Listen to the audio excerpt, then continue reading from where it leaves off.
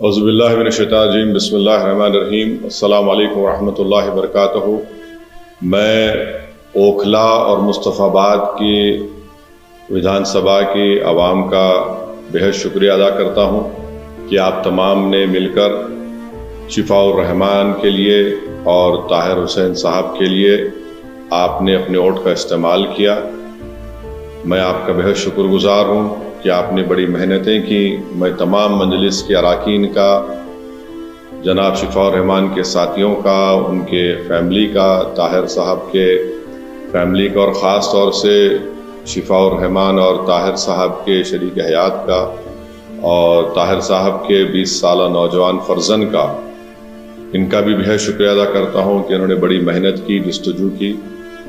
میں شکر گزار ہوں امتیاز جلیل صاحب کا، جو وہاں کے سینٹرل آبزرور تھے ان دونوں اسمبلی کانسٹیٹوئنسیز کے، شعیب جامعی صاحب کا۔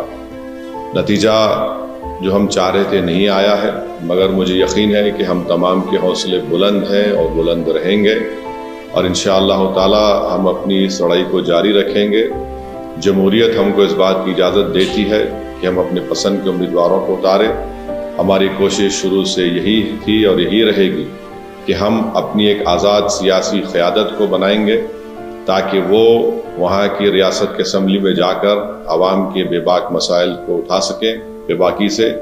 تو انشاءاللہ یہ کوشش جاری رہے گی، اور مجھے امید ہے کہ انشاءاللہ تعالی ہم تمام لوگ دعا کریں گے کہ طاہر صاحب کو، شفاء الرحمان کو جلد سے جلد، اور دوسرے جو لوگ پچھلے 5 سال سے جیل میں ہیں ان تمام کو بیل ملے گی، وہ اپنے گھر کو واپس آئیں گے، اور انشاءاللہ مجھے یقین ہے کہ وہ تمام کے تمام بے قصور ثابت ہوں گے۔